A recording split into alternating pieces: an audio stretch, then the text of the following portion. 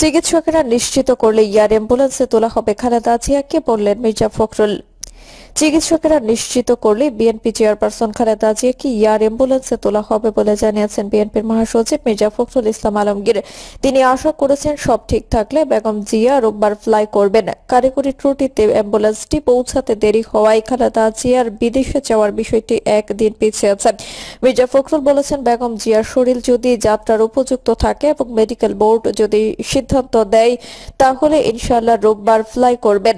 বৃহস্পতিবার জানানো হয়েছিল শুক্রবার সকালে লন্ডনের উদ্দেশ্যে যাত্রা শুরু করতে পারেন বিএনপি চেয়ারপারসন। সেই জন্য বিএনপির ভারপ্রাপ্ত চেয়ারম্যান তারেক রহমানের স্ত্রী ঢাকায় এসেছেন। গতকাল খালেদা জিয়ার ব্যক্তিগত চিকিৎসক ডাক্তার এইচ.এম. জাহিদ হোসেন বলেছিলেন, মেডিকেল বোর্ডের সর্বসম্মত সিদ্ধান্ত এবং খালেদা জিয়ার বর্তমান শারীরিক অবস্থার ভিত্তিতে তাকে কাতার রয়্যাল এয়ার অ্যাম্বুলেন্সে লন্ডনে একটি নির্ধারিত হাসপাতালে নিয়ে যাওয়ার পরিকল্পনা